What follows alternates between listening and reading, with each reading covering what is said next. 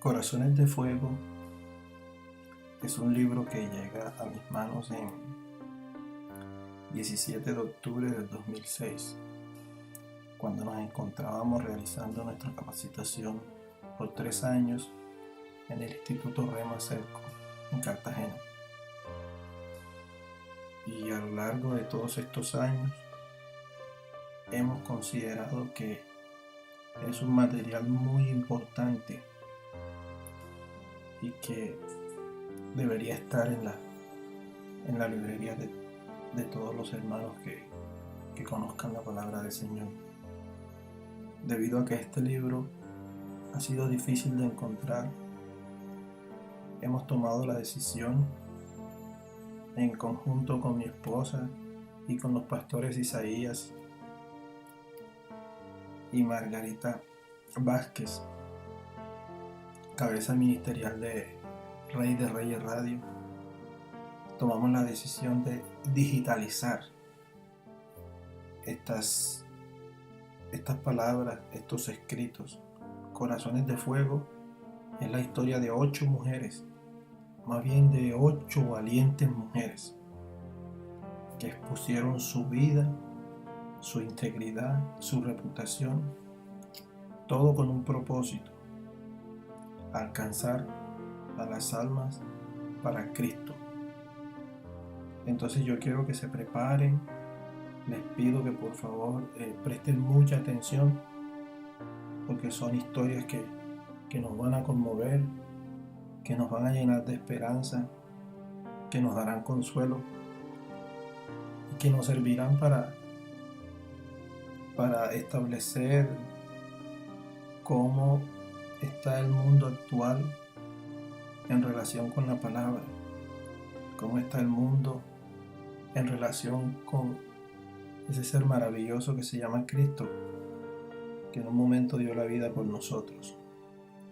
Así que si usted está escuchando esta grabación, le garantizo que va a escuchar 8 maravillosas historias de hermanas de la fe que dieron todo por evangelizar y por llevar una palabra de salvación, presentar el Cristo resucitado que nosotros conocemos. A continuación, Corazones de Fuego. Como les decía, Corazones de Fuego es un libro maravilloso, el cual aporta mucha esperanza y mucho ejemplo de vida. Y sé que nos edificará en gran manera. Dice aquí que 8 mujeres en la iglesia clandestina y la historia de su fe costosa. Ellas tuvieron que pagar un alto precio por su fe. Corazones de Fuego es un libro elaborado gracias al ministerio La Voz de los Mártires en Estados Unidos. La Voz de los Mártires son los coautores del éxito del libro Locos por Jesús. Ese fue un libro que se distribuyó en Liberia. La Voz de los Mártires hizo posible la elaboración de este libro, que damos gracias a Dios llegó a nuestras manos. A continuación es la introducción del libro. Dice: corazones que arden con valor y convicción, secuestrado, golpeado, encarcelado. En muchas partes del mundo, ser cristiano equivale a sufrir todas estas situaciones. Y en esas áreas, las mujeres cristianas afrontan un reto adicional: el estigma social de ser menospreciadas como una clase inferior, no aptas para el liderazgo, propiedad de los hombres y sometidas a su control y dirección. Corazones de Fuego es la compilación de historias de 8 mujeres quienes a pesar de sus circunstancias han demostrado increíble valor, convicción y amor por Jesucristo y su iglesia. Se han convertido en líderes en los más difíciles escenarios y han demostrado extraordinaria valentía y tenacidad, negándose a retroceder ante las necesidades y oportunidades que enfrentaron. Irónicamente, solo en el sufrimiento han tenido igual derecho con los hombres, y en algunos casos han sufrido aún más. Cuando por primera vez pensamos hacer un libro de testimonio de mujeres cristianas perseguidas por su fe, nos enfrentamos a ciertos retos. En primer lugar, y por sobre todo, quisimos que los testimonios fueran lo más actuales posible. Esto hizo que viajáramos a cada nación en donde residen actualmente estas mujeres, en donde en muchos casos todavía siguen enfrentando graves peligros. También quisimos presentar ejemplos de mujeres que no solamente soportan tiempos de sufrimiento personal, sino que demostraron cualidades de liderazgo en el ministerio. Finalmente, más allá de los dramáticos relatos de dolor y sufrimiento, quisimos mostrar ejemplos inspirados de firme esperanza y la forma como estas mujeres, aún en los más oscuros momentos y en los lugares de mayor prueba, encontraron maneras de hacer brillar el amor de Cristo en sus vidas. Es importante notar que las mujeres destacadas en Corazones de Fuego son solo un pequeño ejemplo de muchas que en el mundo enfrentan situaciones similares. Escogimos mujeres que representan una gran variedad de regiones donde los cristianos son perseguidos y seleccionamos aquellas con las cuales podíamos reunirnos personalmente. Generalmente, las que entrevistamos nos dijeron que eran mejores candidatas con historias más dramáticas. Ninguna quiso señalarse a sí misma como un ejemplo particular de heroísmo cristiano. Las historias representan una asombrosa diversidad, mientras que algunas de estas mujeres pasaron años en cautiverios, otras no, pero soportaron otro tipo de penalidades. Sus edades difieren ampliamente y provienen de muchos trastornos diferentes: cristiano, islámico, hindú o ateo. Pero más asombrosas fueron sus similitudes. Una fuerte motivación y una profunda convicción que impulsa a cada mujer más allá de las expectativas y debilidades humanas. Nuestra oración es que después de leer Corazones de Fuego, usted tenga una convicción más fuerte y una dirección más estable al tratar con las dificultades de su vida. Si estos increíbles testimonios solo le causan asombro, nuestro propósito habrá fracasado. Pero si puede encontrar similitudes con su propia vida, y si estos ejemplos de extraordinario valor lo fortalecen, habremos logrado nuestro objetivo y el de las mujeres que tan gustosamente compartieron sus historias con nosotros. Cuando asumimos el proyecto, planeamos incluir un corto devocional al final de cada capítulo. Sin embargo, Después de compilar las historias, nos dimos cuenta que no era necesario. En cada testimonio hay joyas de fe y fortaleza. Confiamos que estas cualidades sean como una chispa en su ser, que le hagan vivir la experiencia de corazones de fuego. Primera historia de Corazones de Fuego. La primera historia se titula Adela, esperanza en medio del horror. Dice el libro que esta historia se desarrolló en Indonesia. Indonesia actualmente, de acuerdo con el censo de 2016, es un país de 261 millones de habitantes y su ubicación exacta está al noroeste de Australia, al este de Malasia y al sur de Camboya. Indonesia es, si miramos el mapa, Indonesia viene siendo como un archipiélago, un conjunto de islas. Su capital es Yakarta. Entonces dice la historia que en Indonesia transcurrieron los hechos que se narran aquí en la vida de Adela.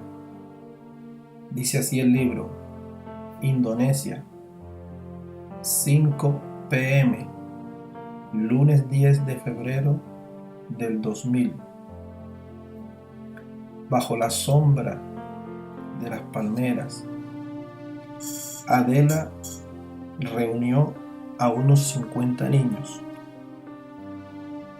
Con voz fuerte empezó a cantar: «Adelante, soldados de Cristo».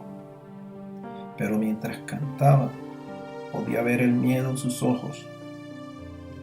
«No quiero morir, yo no quiero morir», gimió uno de los chicos que aún no llegaba a los 10 años de edad. «No vamos a morir. Ven, tomémonos de las manos», le dijo Adela, inclinándose sobre él y hablándole a su oído, para que pudiera escucharla en medio de las demás voces. El chiquillo, asustado, se unió de mala gana. Cantaron otra canción y otra vez entrelazaron sus manos temblorosas. Adela estaba procurando evitar que se oyera el bullicio, los gritos de terror que llegaban desde menos de 1 milla de distancia. Sabía que debía evitar que los niños empezaran a llorar, especialmente los mayores. Si alguno de ellos comenzaba a gemir, aquello se convertiría en histeria colectiva. Administraba su valentía. Aún los otros padres que se habían reunido en grupos alrededor de los niños parecían obtener fortaleza de sus hijos más pequeños. Mientras el canto continuaba, Adela miró al grupo de niños y fijó su atención en sus 2 hijos. Cristina ya tenía 9 años y Cristiano 7. «Seré valiente», se dijo a sí mismo. Lo sería por sus niños, por todos los niños. Su confianza estaba firmemente arraigada en Cristo. Se procuraba por ellos, especialmente por Cristiano, su pequeño, a quien llamaba Anto. Era muy tierna, edad de menor estatura que los niños de su edad.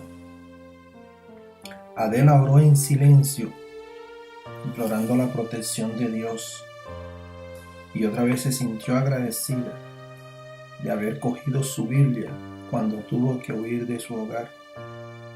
La abrió y la hojeó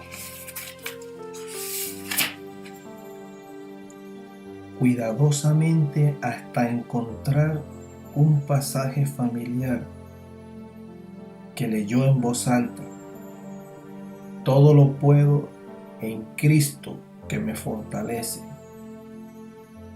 Luego fue al final de la Biblia, en donde tenía escritas numerosas canciones, y cantó con los niños otro coro. Mientras cantaban, algunos de los chicos comenzaron a quejarse de hambre y de sed. Habían estado en la colina desde el mediodía y ahora, hasta el hermoso espectáculo del sol en el atardecer, los ocasos eran especialmente hermosos aquí en la isla de Indonesia, de Dodi. Pero hoy el crepúsculo era un siniestro preludio de que las tinieblas se acercarían sobre la aldea. De repente, los gritos de Metú interrumpieron abruptamente el canto de los niños. ¡Corre, Adela! ¡Corre! ¡Corre! Adela corrió a lo alto de la colina, procurando ver en la penumbra de la tarde. Escasamente pudo observar las siluetas de hombres que trepaban por el empinado sendero. Otra vez escuchó la angustiosa voz de Metú: «Llévate los niños, Adela, corre rápido, corre. Tienen que meterse en la jungla». Adela sintió un frío intenso y se quedó paralizada al escuchar el trepitar del fuego y ver el humo que se elevaba hacia el cielo oscuro. Le habían prendido fuego a toda la aldea. Todas las casas, incluyendo la suya, se convertirían en cenizas. Estaba angustiada por la decisión que debía tomar. ¿Debía ayudar a Metú en su ascenso por el terraplén o debía correr donde estaban los niños? Todo estaba ocurriendo demasiado rápido. De la misma manera, la vida de una persona puede pasar por su mente en tan solo un instante. El pasado y el futuro de Adela se cruzaban ahora en su mente. 2 hijos maravillosos, un esposo amoroso. Había tenido una buena vida.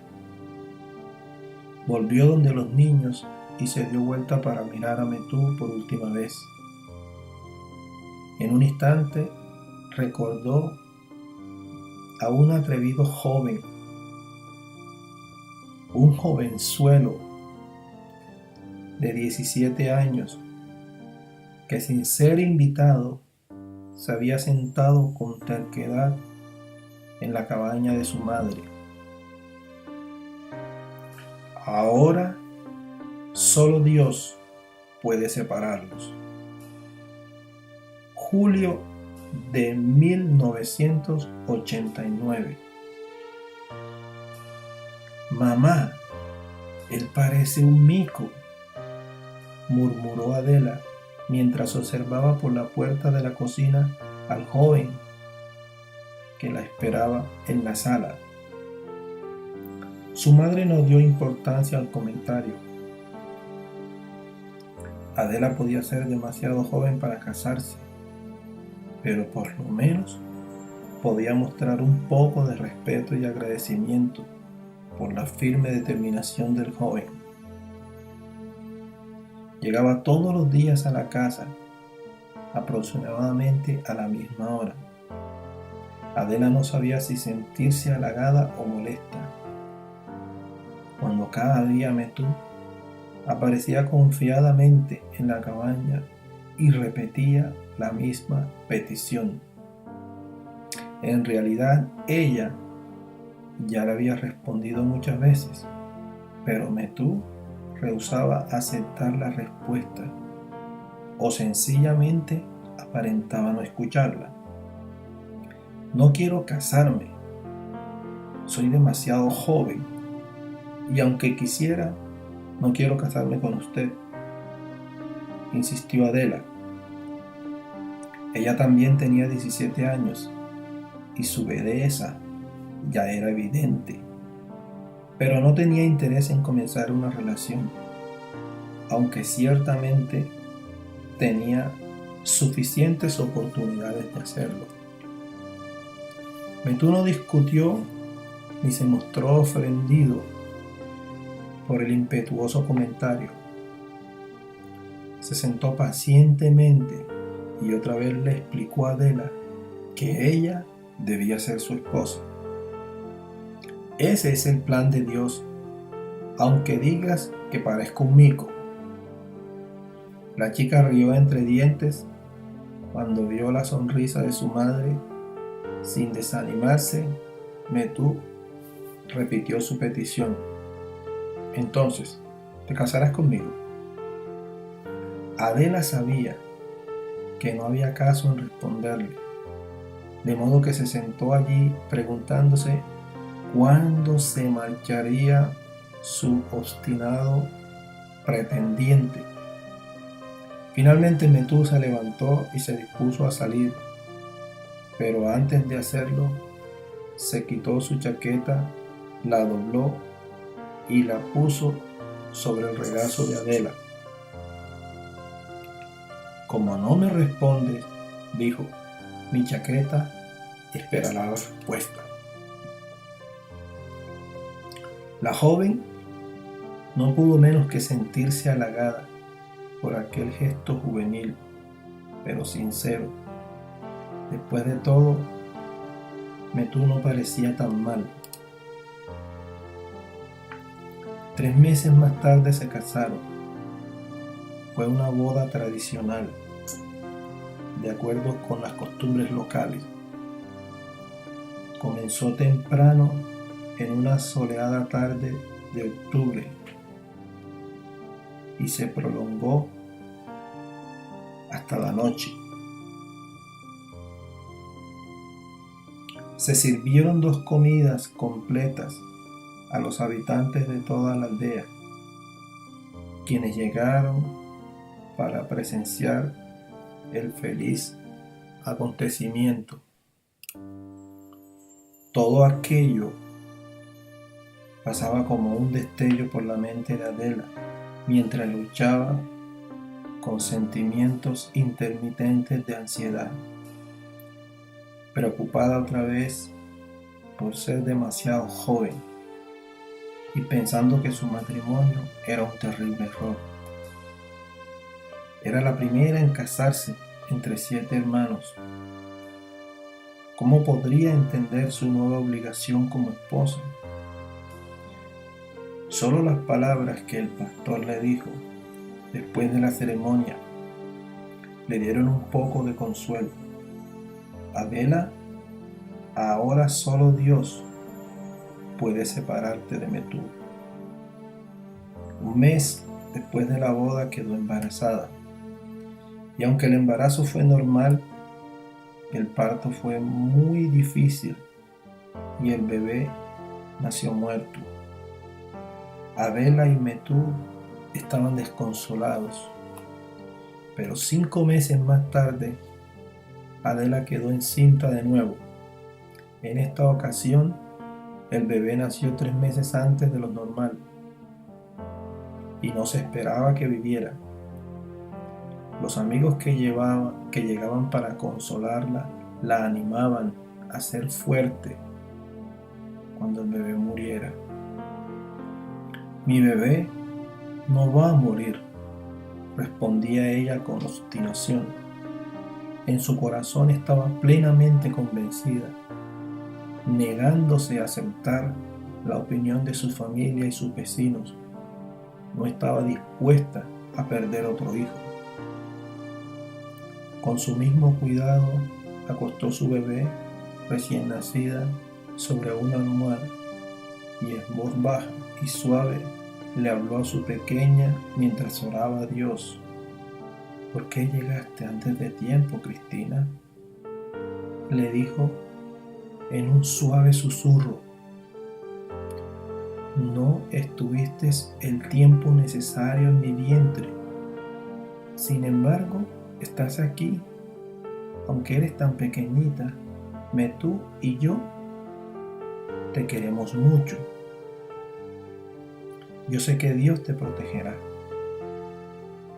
Ante el asombro de su familia y de los aldeanos, Cristina se desarrolló hasta ser una niña saludable, a la cual 2 años y medio después se le unió su hermanito Cristiano.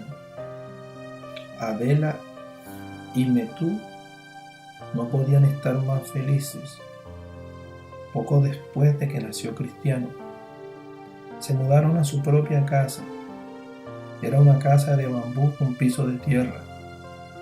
Era humilde, pero era suya. Tal vez cuando los niños fueran mayores, podrían tener una casa más grande. Eso era algo en lo que había que pensar. Por ahora se sentían felices de haber salido de la casa de los padres de su esposo. Casi todas las familias de la aldea de Metú eran cristianas y ayudaban con entusiasmo en los programas juveniles de la iglesia. Había más de 50 niños con edades similares a las de Cristina y Cristiano, y Adela disfrutaba leyéndoles las mismas historias bíblicas emocionantes que alguna vez le leía a ella su abuelo. Parecía como si estuviera haciendo ahora el mismo trabajo de su abuelo, predicar el evangelio, aunque solo fuera a niños de su vecindario. El inminente yihad o la guerra santa. La vida transcurría con pocos problemas para la aldea y sus compañeros de aldea, hasta que sus vecinos musulmanes le hicieron la primera visita oficial. Aunque en este momento no se dio cuenta de ello, la pesadilla comenzó realmente a las 3 p.m. del 9 de septiembre de 1999, un día que no olvidará jamás. Al escuchar el bullicio de una agitación cercana,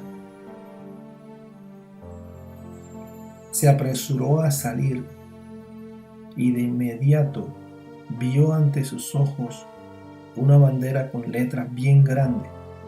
Tenía escritas las palabras Sintai Damai, que significan amor y paz. Rodeaban la bandera 30 hombres, mujeres y niños de una aldea musulmana llamada Dabma. Habitantes de Dodi, proclamó un hombre de piel morena y de edad madura. Somos sus vecinos y debemos comprometernos con ustedes a vivir en paz. No había equipo de amplificación de sonido, pero su vozarrón la escuchaban todos, sin dificultad, toda la concurrencia. Permaneció en la plataforma de madera en el lugar de reuniones. No debía existir incomprensión ni peleas entre las aldeas musulmanas y cristianas.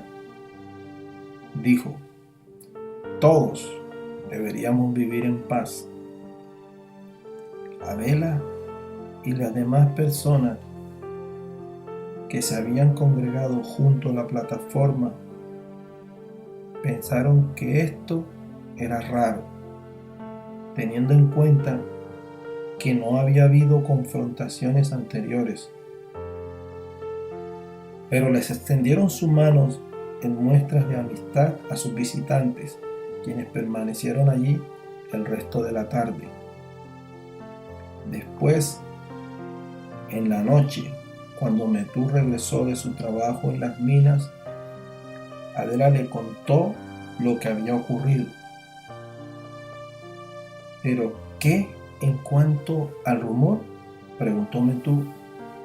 Un extraño rumor había estado circulando, en el cual se anunciaba que el 9º día del 9º mes de 1999 sería un momento negro para los cristianos de la isla de Dodi.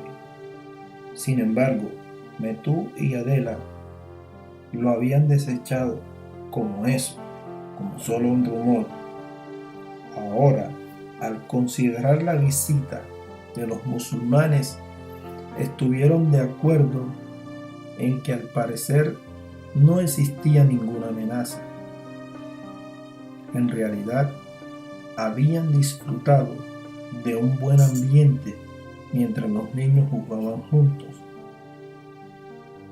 Pasaron casi 4 meses durante los cuales no hubo ningún incidente ni causa de sospecha alguna, y los residentes de Dodi asumieron que el rumor infundado era exactamente un rumor. Después de Navidad, cuando un joven comerciante llamado Yulpio regresó a la aldea después de un fallido intento por salir de la isla, al verlo regresar tan pronto, los aldeanos le preguntaron qué le había ocurrido. No me dejaron salir, les dijo. ¿Quiénes? ¿Y por qué?, interrogó uno de los vecinos mientras la expectativa aumentaba. Un grupo de musulmanes me detuvo sin ningún motivo, explicó Yulpio.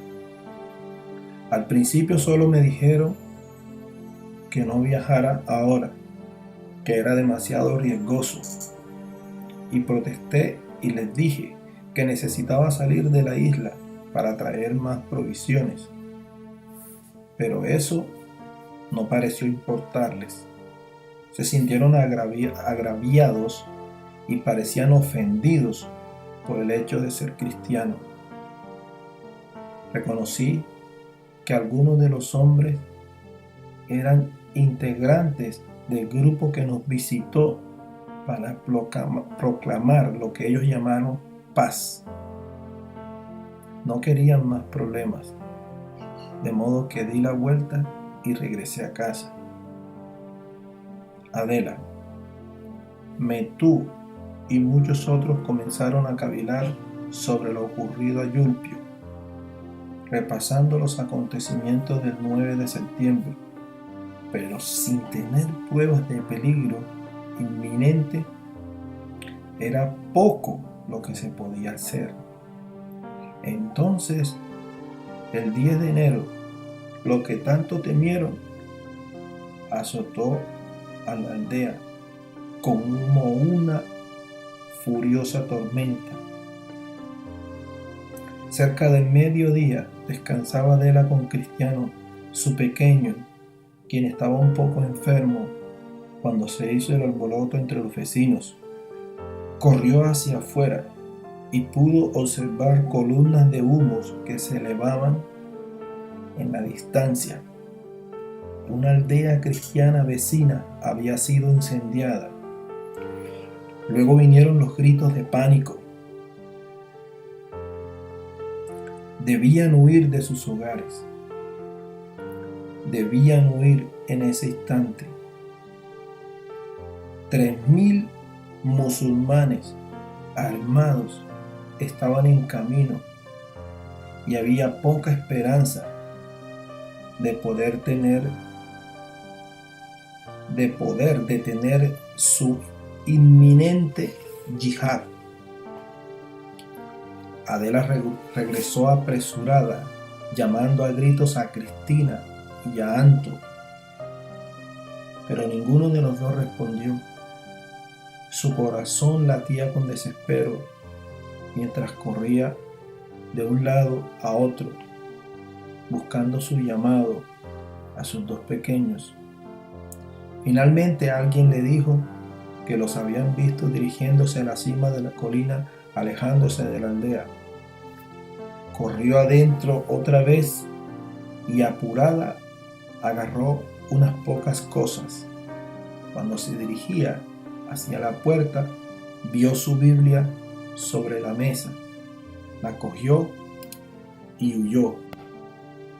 Mamá, ¿vamos a morir?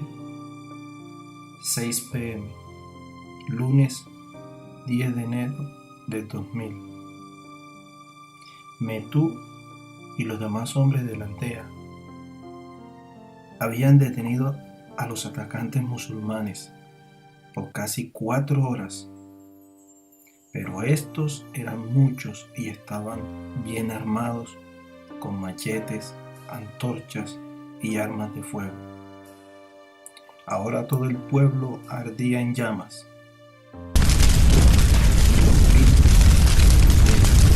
Akbar, Alá Akbar, Alá es grande. Se escuchaban por todos lados. Metú y los otros hombres huyeron frenéticos por el resbaloso terraplén, confiando que los guerreros del yihad se conformaran con la destrucción de la aldea. Pero por el contrario, un sentimiento de sadismo parecía haberse apoderado y pronto empezaron a ascender la colina, disparando rabiosamente sus fusiles en la dirección en que habían huido los cristianos. Metú y Adela reunieron rápidamente a los niños y sus madres. Cuando todos empezaron a huir en diferentes direcciones, procurando evitar el fuego de los fusiles, se arrojaron al suelo en medio de la tupida maleza, gateando también rápidamente tanto como podían, internándose en la jungla. Pero la extenuante jornada sobre manos y rodillas se hizo más difícil cuando comenzó a caer una intensa lluvia, convirtiendo el suelo limpio en un extenso lodazal.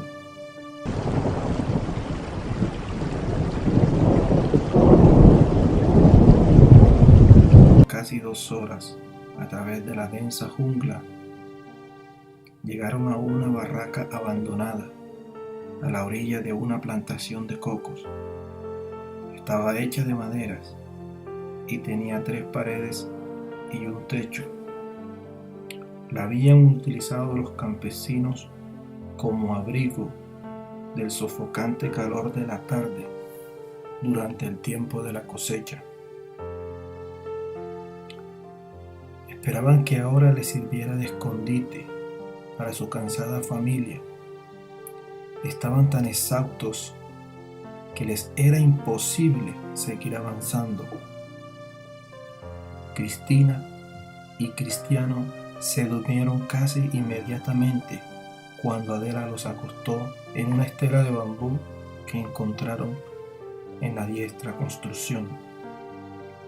Como el resto de la familia, los niños estaban empapados y cubiertos de barro, y aunque la deteriorada estructura proveía algún abrigo, el techo estaba lleno de huecos por donde gruesos chorros de lluvia penetraban y caían sobre los pequeños. Adela no pudo aguantar más.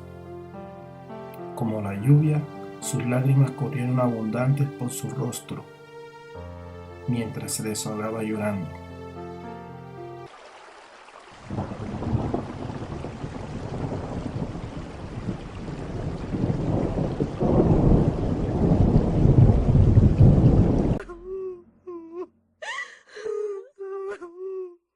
pudo controlar, abrazó a Metú durante un breve y sombrío periodo de oración. Luego se sentaron juntos en silencio, cada uno con su propia madre. Al amanecer, Cristina y su hermanito despertaron y poco a poco comprendieron lo que pensaron era una simple pesadilla durante el sueño. Era en efecto la realidad.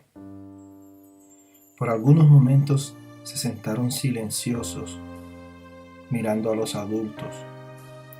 Sus ojitos abiertos imploraban una palabra de consuelo. Pero un silencio de muerte ensombrecía la temorada familia y ninguno atinó a decir algo. Al fin, Cristiano se quejó: «Mamita, tengo hambre». Los ojos de Adela se dilataron procurando contener las lágrimas, pero en el momento en que cogió al pequeño en su regazo, lloró sin control.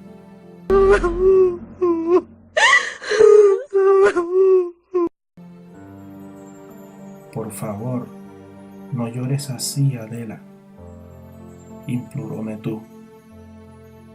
«Yo iré a buscar comida», procuró consolarla, pero sabía que ella había llegado a su límite. El corazón de su esposa se partía al observar impotente el sufrimiento de sus preciosos hijos. Metú iba a regresar a la aldea destruida en busca de comida. Adela le imploró que no lo hiciera, pero sabía que su esposo tendría que hacer algo. No podían permanecer en la barraca sin agua ni alimentos. El tiempo parecía pasar en cámara lenta. Después de la partida de Metú, un profundo temor se apoderó de la aldea. Incapaz de vencer su ansiedad, volvió a internar a su familia en la jungla.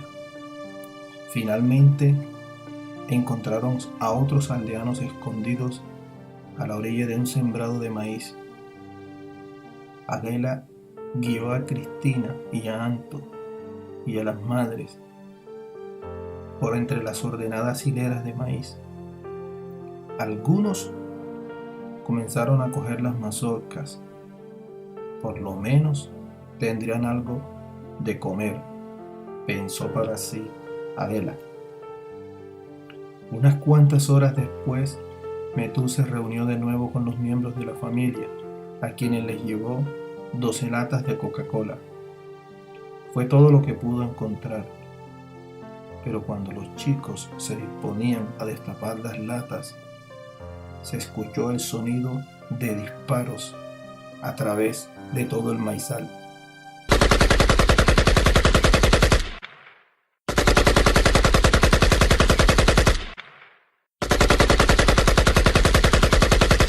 Nadie sabía de dónde provenían,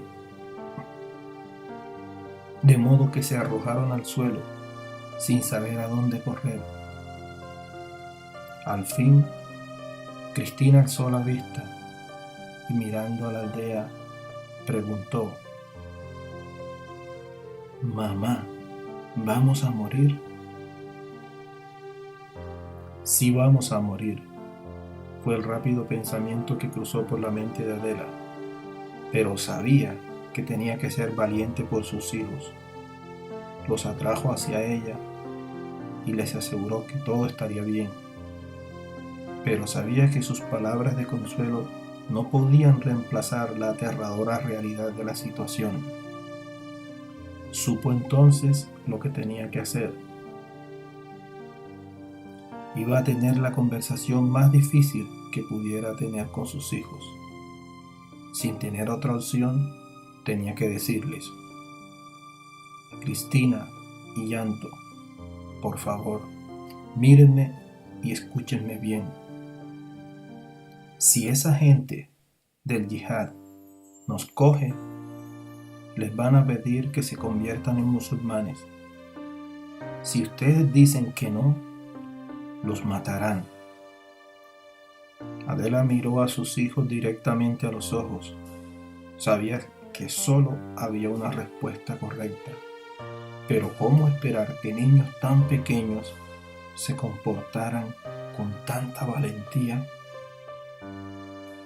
Ambos chicos respondieron con sencillez: nosotros queremos seguir a Jesús. Sin pensarlo dos veces, Adela abrió la Biblia en el pasaje que continuamente en su mente, desde que salió de su hogar, su abuelo se lo leyó tantas veces cuando era niña. Tanto lo leyó que prácticamente se quedó grabado en su corazón. Era el Salmo 23. Les dijo a sus hijos que repitieran sus palabras a medida que ella lo leía. El Señor es mi pastor, nada me faltará. Aunque ande en valle de sombra de muerte, no temeré mal alguno, porque tú estarás conmigo. Continuó leyendo hasta que los dos se aprendieron el Salmo de memoria. Ambos se mostraban tan valientes, pero Adela se preguntaba si de verdad entendían la gravedad de la situación. Con el dorso de la mano se limpió las lágrimas que ya se formaban en sus ojos y preguntó: Cristina, ¿tienes miedo de que te maten si dices que eres cristiana? Cristina acercó su carita a la de su madre, la miró a los ojos y con voz suave respondió: mamá, por favor, no te preocupes. No tengo miedo. No tengo miedo de morir. Cuando cesaron los disparos, quienes estaban en el maizal finalmente se dispersaron. Adela, Metú y su familia se metieron a la jungla a través de la cual caminaron cansados por 2 días más. Caminaban bien en la oscuridad de la noche y dormían solo unas pocas horas para luego levantarse al amanecer. En cierto lugar, Metú se reunió con otros vecinos de la aldea y supo por ellos que algunos cristianos habían sido asesinados. Preocupados por sus seres queridos, los internó más en la jungla. Todos estaban exhaustos. Finalmente, Metú y Adela se dieron cuenta que no podían forzar a los niños a ir más allá. Aunque tenían una pequeña cantidad de agua fresca de coco, el hambre se hacía más intensa y Adela lloraba cada vez más, porque los niños pedían comida. También se habían reunido con el padre y el hermano de Metú. Llegaron a lo que Metú pensó que sería un buen lugar para descansar y recogieron algunas hojas secas de palmas para que los niños se sentaran. Al escuchar el murmullo de un arroyo debajo de la barranca, él y su hermano decidieron aventurarse a bajar para ver si podían encontrar algo de comer. A su tierna edad, Anto no podía comprender por qué no habían tenido comida los últimos días y dijo que quería comer arroz con pescado. Tu padre volverá y tal vez traiga algo de pescado para comer, le dijo Adela, procurando animarlo. pero sabía que era poco probable que Metú encontrara alimentos. Entonces los atrajo hacia ella y empezó a cantar un coro mientras los arrullaba con ternura. La poderosa sangre de Jesús. Habían pasado menos de 10 minutos cuando escuchó los gritos de Metú.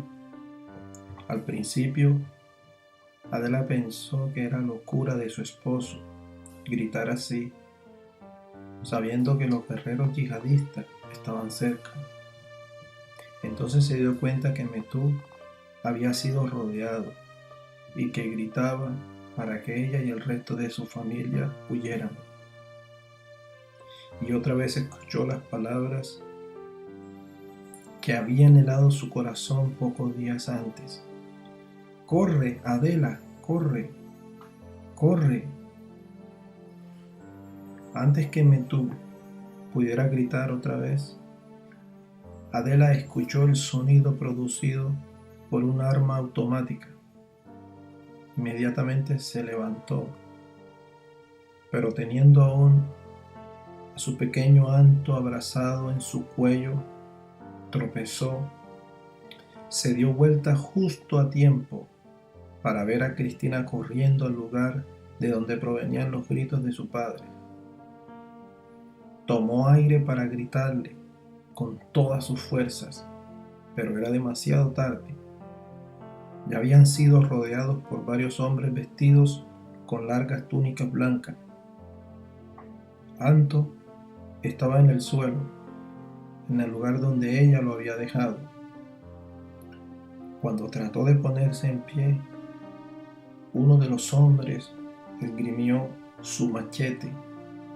Con la parte plana del mismo lo golpeó en su espaldita.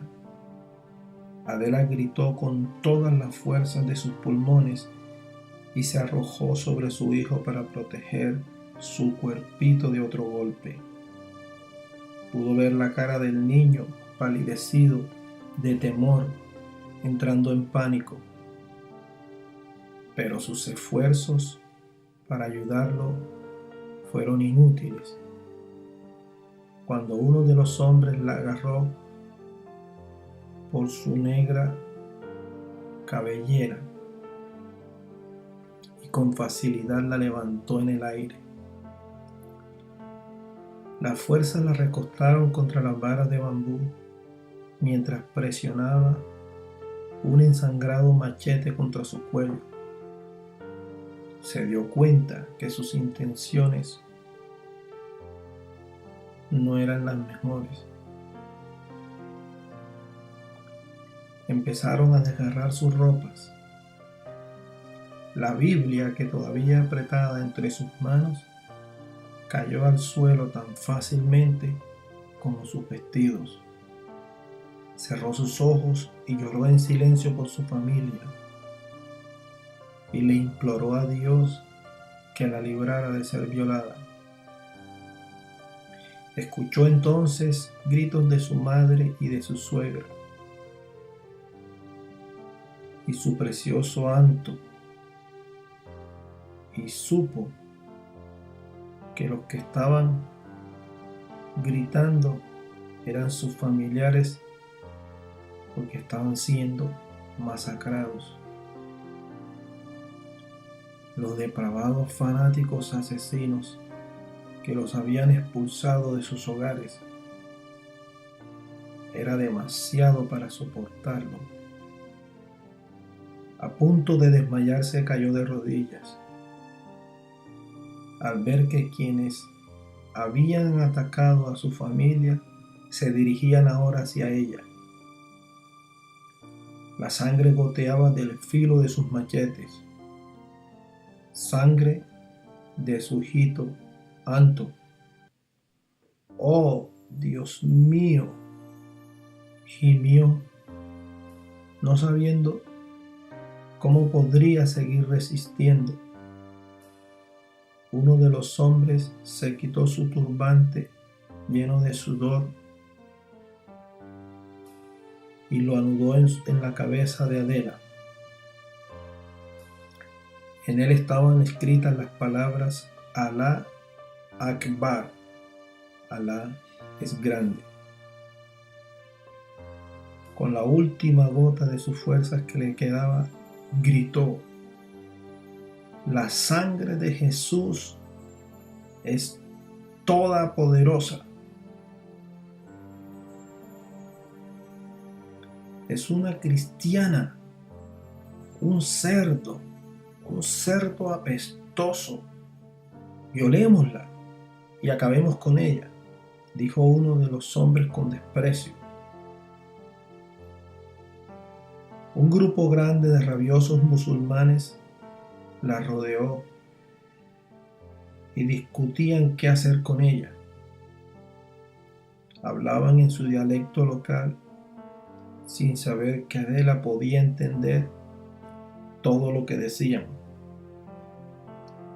Procurando ocultar sus lágrimas, oró en silencio: Señor, por favor, ayúdales a darse cuenta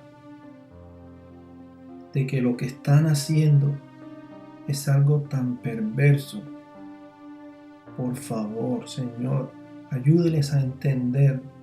No saben lo que hacen. Es algo inhumano.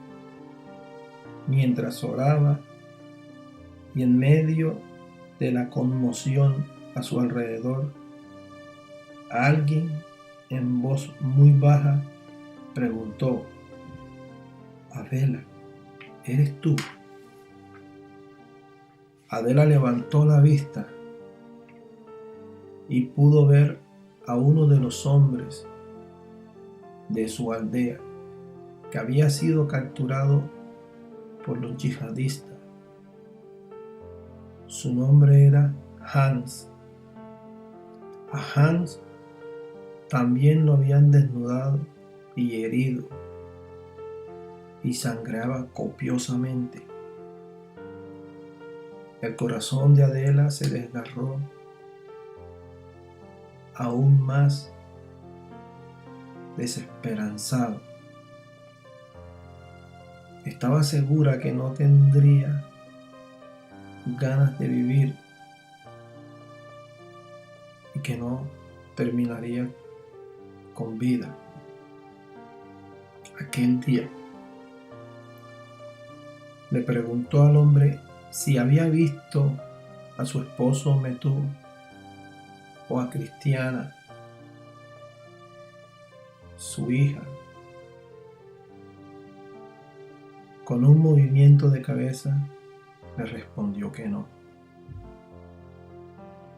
Uno de los hombres abrió los brazos de Adela con su ropa,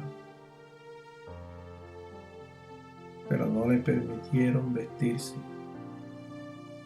Miró su Biblia en el suelo, la habían despedazado. A los dos cautivos los obligaron a ascender por el empinado sendero hacia una montaña, mientras punzaban con machetes las partes más vulnerables de su cuerpo, golpeados. A medida que el sendero se estrechaba, Adela miró hacia abajo del cerro, dándose cuenta de la altura a la cual se encontraba y a lo fácil que les haría saltar. Sabía que probablemente la matarían si saltaba, pero estaría bien. Ayúdame, Señor, por favor, ayúdame, imploraba continuamente, resistiendo la tentación de saltar. Llegó finalmente a la cima de la montaña, en donde estaban reunidos alrededor de 1000 guerreros yihad. Eran de diferentes edades, algunos escasamente eran adolescentes, pero todos estaban vestidos exactamente de la misma manera, con largas túnicas blancas y un turbante ceñido fuertemente en sus cabezas. Amenazándolos con su rifle, uno de los soldados obligó a Adela y a Hans a permanecer uno tras el otro.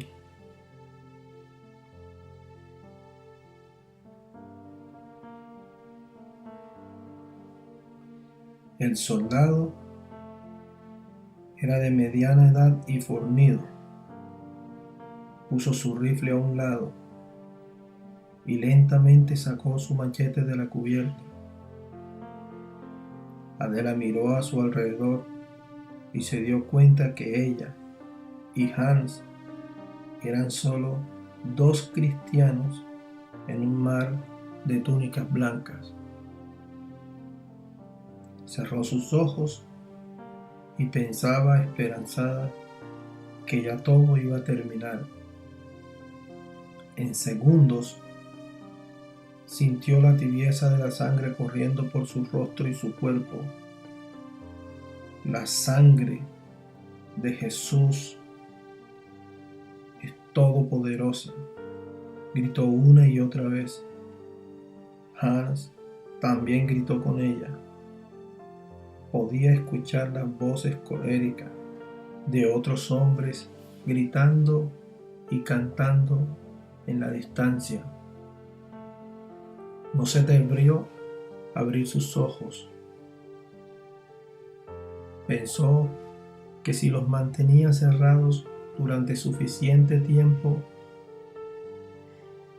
podría abrirlos en la otra orilla, en el cielo. Pero tras esperar lo que a ella le pareció fueron horas, no pudo evitar hacerlo y los abrió. Frente a ella yacía el cuerpo mutilado de Hans. 7 sencillas palabras. Adela estaba cubierta de sangre, pero no podía asegurar si era suya o de Hans. Su dolor era intenso debido a los muchos golpes recibidos por parte de los musulmanes, pero no parecía tener ninguna herida abierta en su cuerpo. Su voz se había tornado débil, pero se las arregló para repetir las palabras: la sangre de Jesús tiene poder. Sabía que de alguna manera Dios la estaba protegiendo. Debía estar muerta. Habían pasado 5 horas desde que le rasgaron sus ropas y comenzaron a golpearla. Ya sabía que Anto, su madre, su suegra y Hans estaban muertos. Y suponía también que los demás. Pero ella todavía estaba viva y debía haber alguna razón para ello. En medio de los terribles ataques, Adela vislumbró una pequeña luz de esperanzas. Los guerreros yihad recogieron sus armas y dijeron que era tiempo de salir y que ella sería su guía. La ubicaron de primera en la fila y lo guió en el descenso por un camino que se penetraba hacia el lado opuesto de la montaña. Adela no tenía idea hacia dónde se dirigían. Sencillamente caminó en un estado semi-inconsciente y trató de borrar de su memoria los sonidos de la brutal ejecución de Hans y de la imagen de su cuerpo mutilado. No satisfechos con haberlo cortado en pedazos, los hombres apilaron sobre él hojas secas de palma de coco, le rociaron gasolina y prendieron fuego. Cuando llegaron al pie de la montaña, ya no la necesitaban como guía. Los hombres la empujaron en dirección a Dama, su aldea, tirando continuamente de su larga cabellera, mofándose y frotando contra su cuerpo desnudo la parte plana de sus machetes.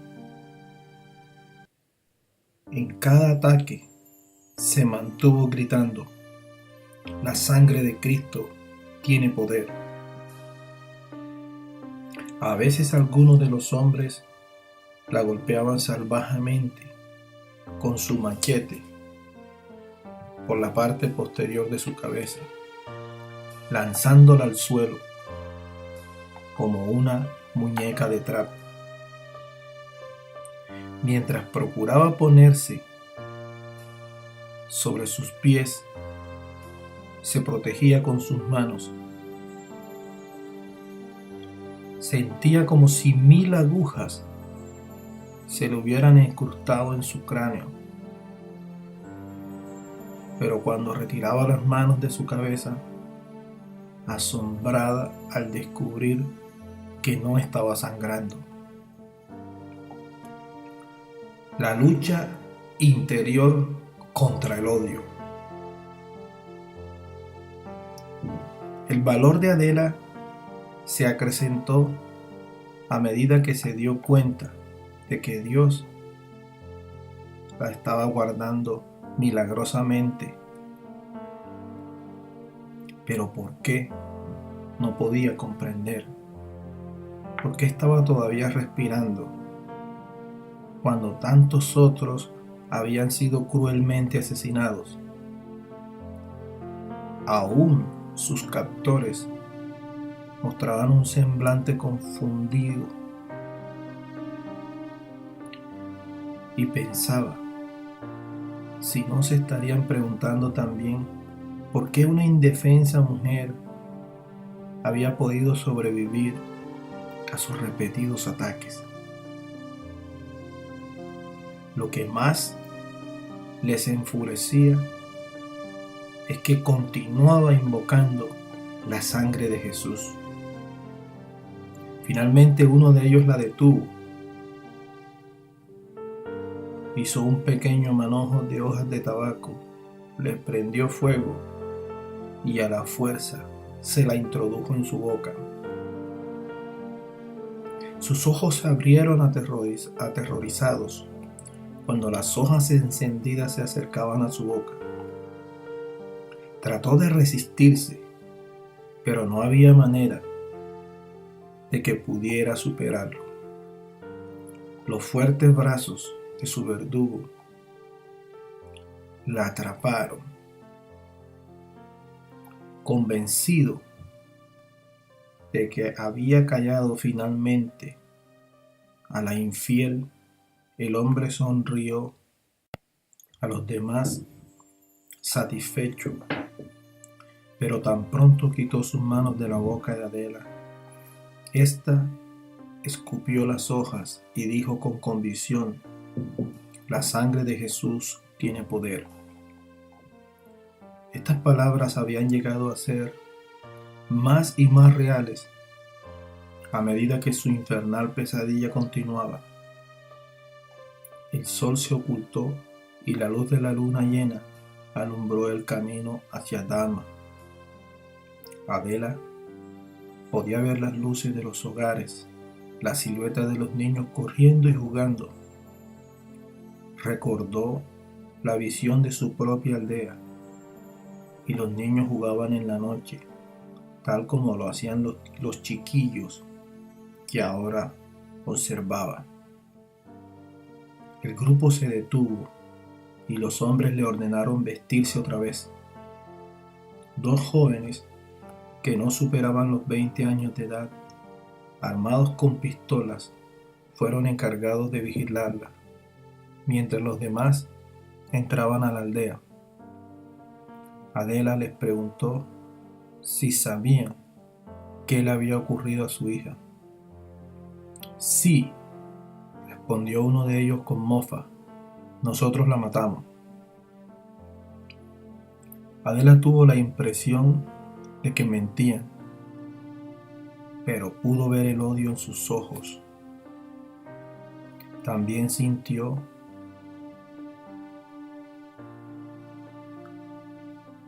crecer el rencor en su interior y oró a Dios para que lo arrancara de allí.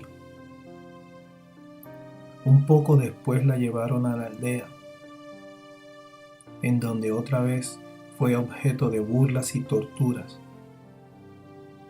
Los guerreros eran brutales, pero ella era fuerte.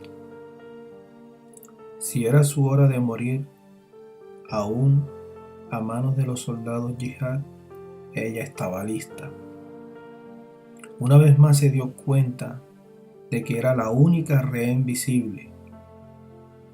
No se atrevía a imaginarse cuántos de los demás cristianos habían sido asesinados.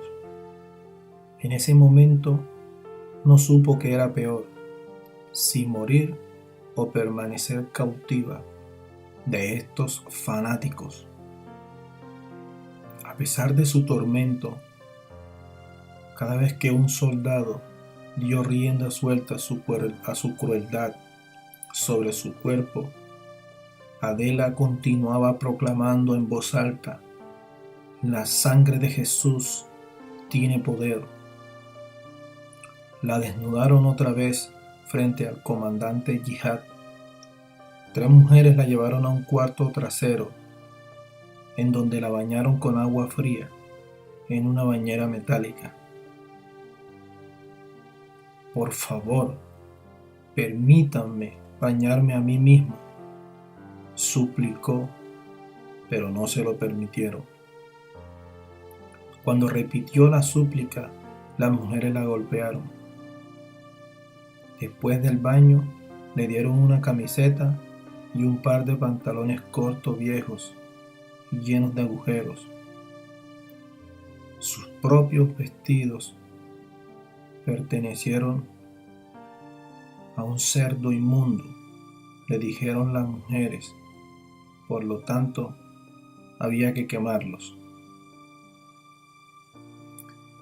¿Dónde se esconden los cristianos? Asignaron a 11 hombres para interrogarla, mientras que otros 30 la rodeaban. Pudo reconocer a algunos de los líderes como los hombres que habían ido a la aldea el pasado 9 de septiembre con su bandera y cantando paz a la isla de Dodi. El hombre que la interrogaba era el mismo que había hablado tan confiado sobre la plataforma el día de la visita. Adela pudo sentir el odio creciendo de nuevo al darse cuenta que la misma gente que había ido para ofrecer un pacto de paz regresó después para atacarla y matarla, incluyendo a su familia y a su pequeño Anto. Mientras la sujetaban con firmeza en una silla de madera en el centro de la habitación, se preguntó cuál sería realmente su definición de paz. ¿Dónde están escondidos los otros cristianos?, preguntó con calma el hombre alto y flaco. No se lo diré, aunque me maten, no se lo diré, respondió Adela con firmeza. Sabía dónde probablemente se escondían muchos de ellos y lo que les pasaría si ella hablaba. No les haremos nada, solo queremos saber dónde están escondidos. ¿No quieres regresar a tu casa?, incitó el hombre. Adela se sentó en silencio, negándose a responder sus preguntas. El interrogatorio continuó por otros 30 minutos, al final de los cuales la bofetearon nuevamente. Le acercaron un plato de comida, pero ella se rehusó comer. Sin darse por vencidos, 2 de los hombres le abrieron la boca a la fuerza y comenzaron a introducirle comida. Ella la arrojó de su boca, aunque no había probado bocado durante los últimos 3 días. La noticia de la negativa de Adela de hablar o comer llegó rápidamente a Dama, y muchos se reunieron frente al comando gritando: «Déjenla por nuestra cuenta y la pondremos por el suelo, la cortaremos en pedacitos». Al escuchar sus voces rabiosas, sintió odio y temor al mismo tiempo. Finalmente, un hombre anciano, conocido como Sabum Sabar, entró a la habitación. No parecía motivado por la misma furia de la cual estaban poseídos los demás. Se arrodilló al lado de su asiento y le preguntó si podría decir dónde se escondían los otros cristianos. «No puedo». Y su temor desapareció y sus lágrimas comenzaron a fluir. Sabar se levantó y le dijo al comandante: «Será mucho mejor que esta chica venga conmigo. Si permanece aquí un minuto más, la matarán». Un grupo de hombres continuó gritando y amenazándola mientras la conducían a la casa de Sabar. Prometieron esperar afuera el momento oportuno para atacarla, pero Sabar le dijo: «Estarás segura aquí, puedes dormir en mi cuarto de huéspedes». Al entrar en el cuarto, que estaba modestamente amoblado, cerró rápidamente la puerta tras sí y se sentó sobre la cama de paja. Las lágrimas comenzaron a brotar al recordar a su precioso hijito, Anto. ¿Cree que él puede salvarlos de esto? Al día siguiente, un grupo de soldados uniformados entró en la aldea. Inmediatamente los llevaron a la casa de Sabar a reunirse con Adela. Su pregunta era la misma de los demás: ¿dónde están escondidos los otros cristianos? De nuevo Adela se negó a responder. Le permitieron volver a su cuarto, pero desde allí podía escuchar la conversación a través de la delgada pared. Los soldados tenían un solo objetivo: encontrar a los otros cristianos, y decidieron que Adela iba a ir con ellos como su guía. Estaba aterrada, pero había tomado en su corazón la determinación de morir antes que delatar a sus compañeros.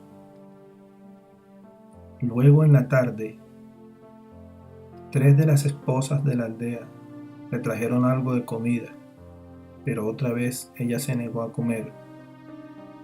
Cuando comenzaron a hablar entre ellas, se dio cuenta que las conocía. Venían de otra aldea y eran cristianas por nacimiento. Sin embargo, se habían casado con musulmanes que las habían persuadido a convertirse.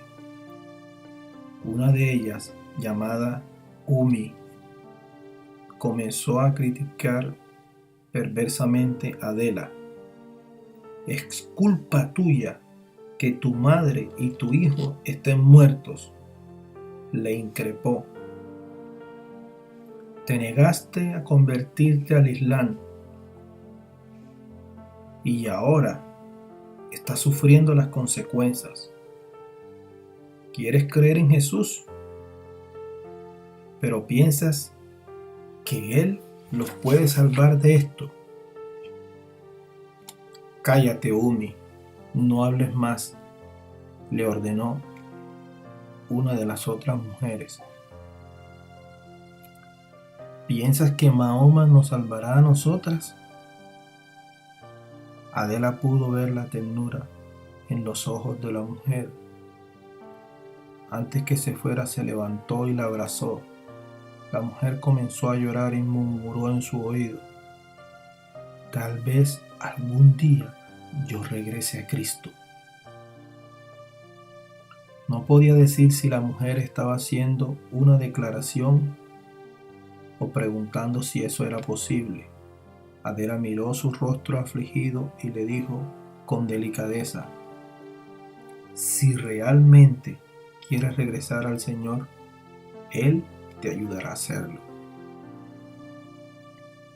Al llegar la noche, regresaron los soldados que habían decidido que tenían que atrapar a todos los cristianos de la isla, y que Adela era la persona indicada para ayudarlos a encontrar a los demás.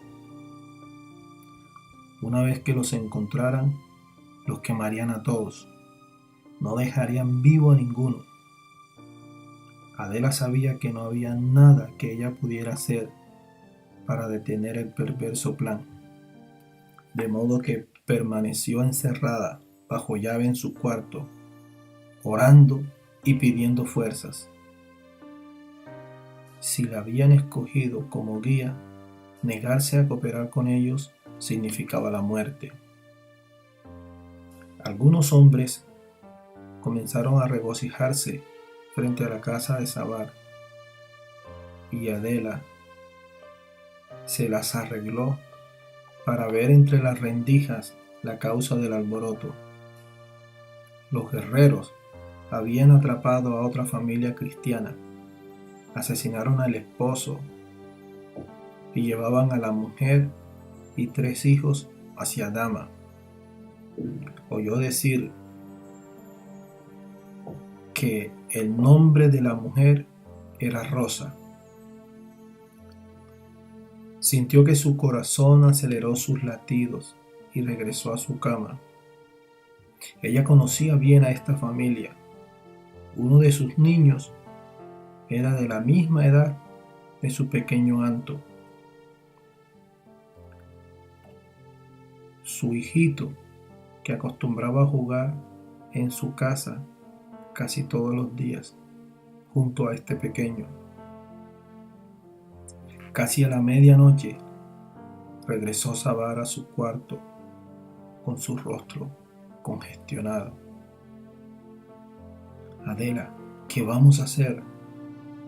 Los soldados exigen que vayas con ellos. Adela se asombró que el hombre dijera: ¿qué vamos a hacer? Sabar casi parecía identificarse con su sufrimiento. Su bondad ofrecía un pequeño oasis de consuelo en medio de este odio que la rodeaba. Pero ella sabía que no tenía alternativa. Dígales que me pueden disparar aquí en este mismo lugar, que no voy a ir con ellos. ¿Por qué estás tan temerosa de ellos?, preguntó Sabar. Porque sé cuáles son sus planes, los oí hablar, y no voy a participar con ellos ayudándoles a matar a nadie, respondió Adela. Sabar salió del cuarto. Adela pasó otra noche sin dormir y otra vez se negó a ingerir alimento. En las horas anteriores al amanecer llegaron más informes. Habían asesinado otra familia, más mujeres y más niños capturados, y encontraron a una niña pequeña. Adela continuó preguntándose si podía tener información sobre su hijita, si era una de las nuevas cautivas. Pensó que si mataban a Cristina sería mejor para ella. Era un pensamiento terrible, pero temía que los viles soldados le pudieran hacer daño a su dulce e inocente pequeña, Cristina. A las 4 de la madrugada, Adela todavía estaba despierta, clamando a Dios: Señor, ¿por qué no me permites morir? Las lágrimas corrían por su rostro mientras repetía la misma pregunta: ¿por qué, Señor? ¿Por qué? ¿Por qué no me permites morir? Las inexorables amenazas continuaban fuera de la casa. Un hombre casi tuvo éxito en apuñalarla cuando metió la punta de su machete por entre las rendijas de la pared de su habitación. Dos de las esposas que la visitaron el día anterior también regresaron a suplicarle que comiera. Otra vez se negó. Permaneció en su cuarto y pudo dormir un poco durante la quietud de la mañana, pero la mayor parte del tiempo se arrimaba a la pared y lloraba. Continuó orando por su esposo Metú y los demás miembros de su familia, pero en especial oraba por Cristina. Entonces llegaron las noticias.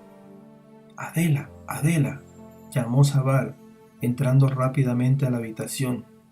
Afuera hay unos hombres que dicen haber capturado a tu hija Cristina.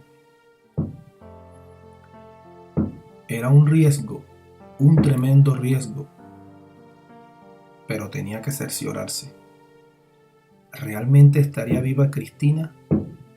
¿O sería un cruel engaño para sacarla de la casa de Sabal? Había solo una forma de averiguarlo. Viajaron en bote a la aldea de Salubi 6 soldados yihad. Adela, Sabal, quien por petición de Adela había accedido a viajar con ellos, y una joven cautiva de nombre Maski. Esta última era amiga de Anto y tenía solo 7 años de edad.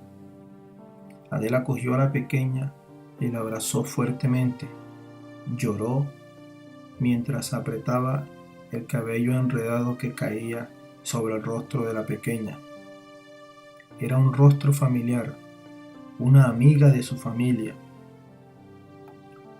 Se sentó junto a Maxi, la abrazó y le acarició su cabecita.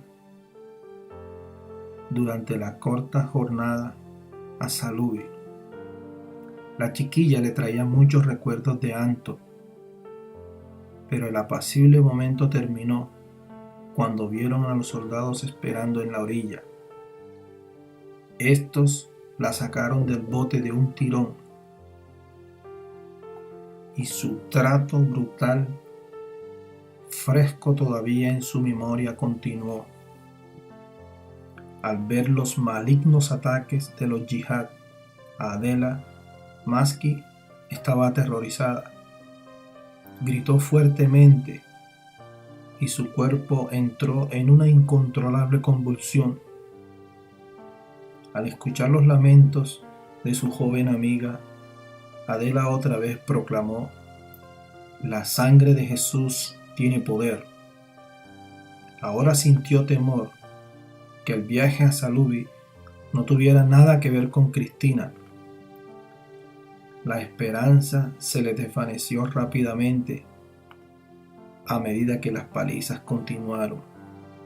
Sabal comenzó a gritar a los hombres suplicándoles que cesaran de golpearla.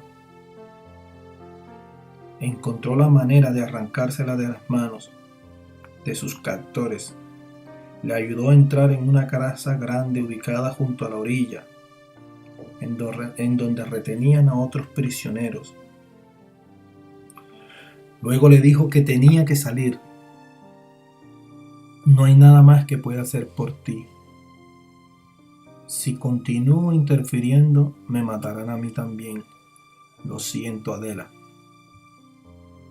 Había otras mujeres en la casa temblando al oír continuamente los horribles cantos de los hombres que estaban afuera. Y ellos continuaban cantando. Adela había ocultado su rostro entre sus manos para llorar. Cuando oyó pasos de alguien que se acercaba, levantó la vista para ver. Era Cristina.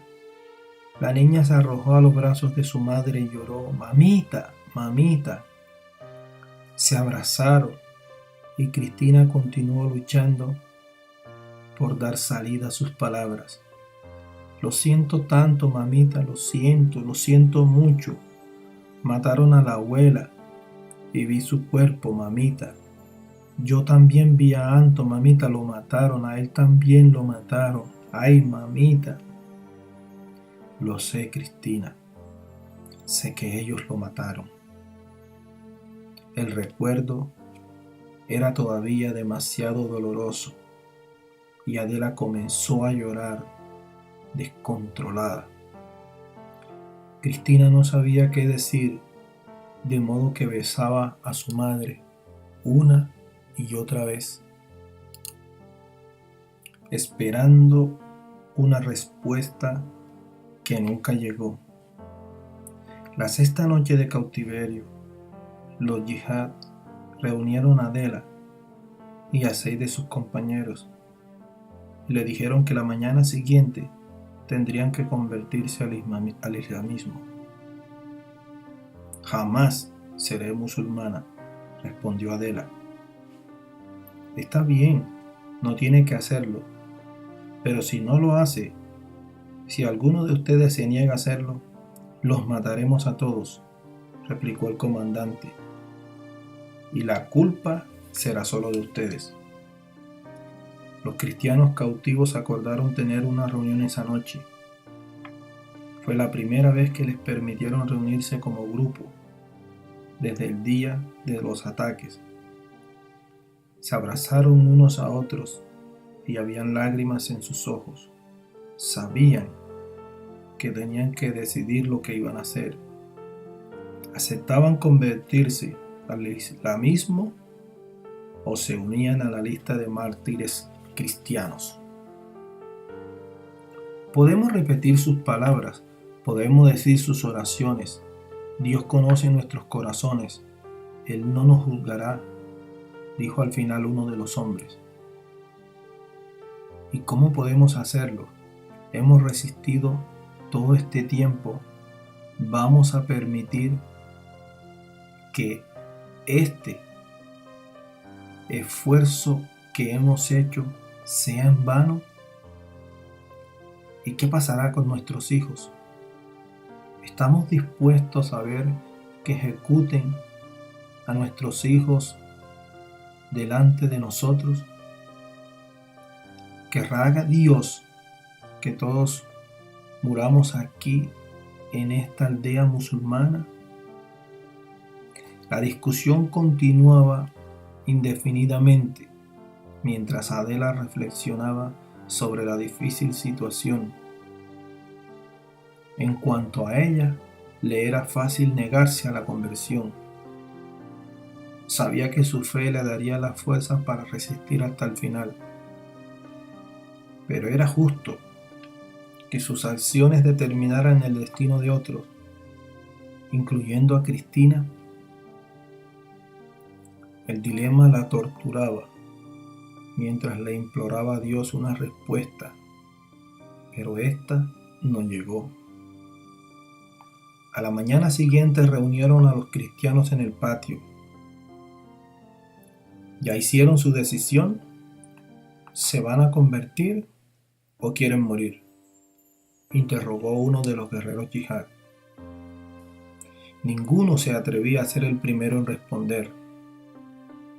Los niños de edad menor se negaron a hablar. Congelados en un estado de temor y de lucha interior por permanecer fieles a su fe, el comandante mostró cada vez más agitado su obstinado silencio y ordenó a gritos a sus subordinados en su lengua nativa. Los soldados regresaron con docenas de cucharas y en un extraño ritual comenzaron a mezclar lodo y a forzar a los cristianos a ingerirlo. El comandante abofeteó a Adela cuando ella escupió el lodo de su boca. «¡Cómetelo! ¡Cómetelo ya!», le gritaba. Adela se rebeló. Luego trajeron una manguera y rociaron a cada uno de los prisioneros con agua en un bautismo islámico. Mientras los musulmanes cantaban pasajes del Corán, cuando terminaron, danzaron como ebrios y dispararon sus fusiles al aire, celebrando su supuesta victoria al haber convertido a los cristianos al Islam. Estos permanecieron en pie juntos y silenciosos y confundidos, observando a los soldados que continuaban la vana celebración. Pero sintieron el impacto cuando vieron a algunos soldados transportando galones de gasolina hacia donde estaba el grupo reunido. Un oficial distinguido y muy bien vestido caminó delante de los demás. Adela lo reconoció como un líder de la isla de Java. Sin dudarlo en un instante, ordenó con toda calma a los suboficiales que encerraran al grupo de cristianos bajo llave en una de las casas y que la rociaran con gasolina. Los aterrorizados creyentes fueron llevados a empellones a una de las chozas, en donde comenzaron a gritar y se abrazaban alrededor de los niños pequeños. No tenían miedo de morir por Cristo. Cada uno de ellos lo había demostrado una y otra vez durante su cautiverio. Pero el pensamiento de ser quemados vivos y tener que observar a sus hijos en llamas era demasiado para soportarlo. Al unísono se arrodillaron clamando a Dios que los salvara de tan terrible muerte. Mientras oraban, se suscitó una discusión afuera entre los soldados.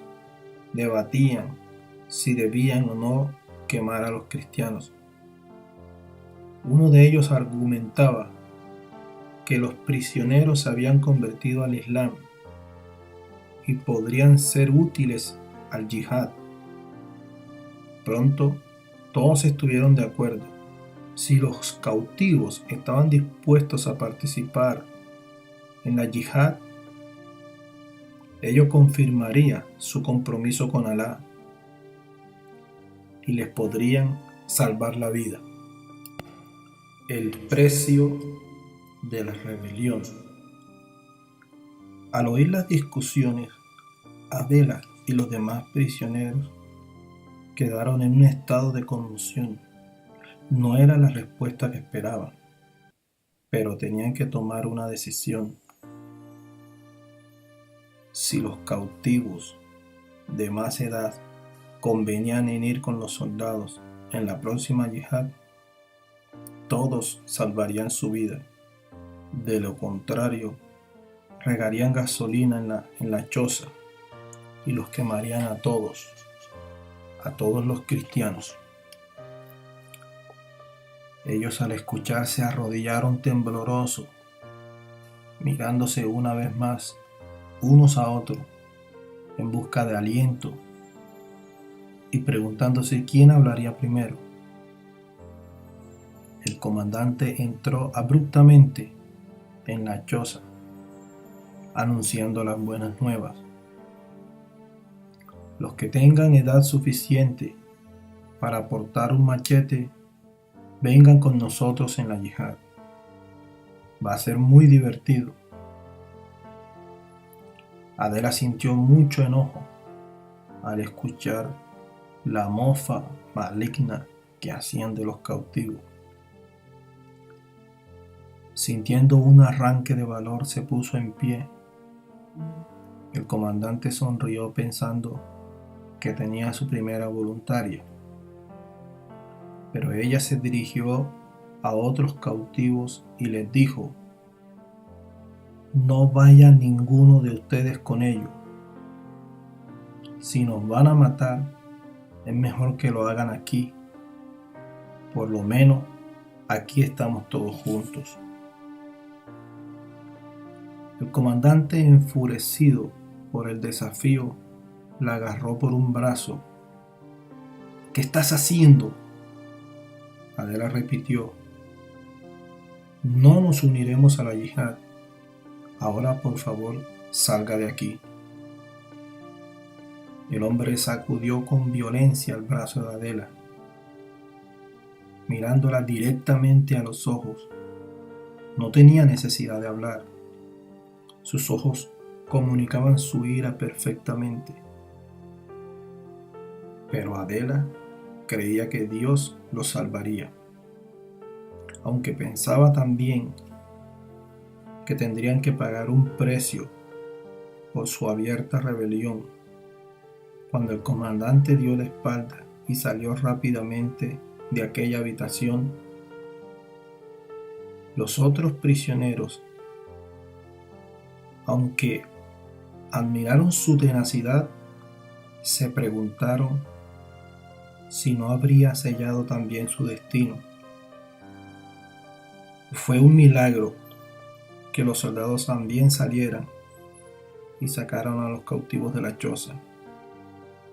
Pasaron 2 semanas y Adela continuaba bajo constante amenaza. Los musulmanes eran conscientes de que ella había influenciado a los demás prisioneros y creían que debían eliminarla. Poco a poco estaba recuperando su fuerza física. Ahora que había comenzado a comer ante la insistencia de Cristina, su pequeña hija.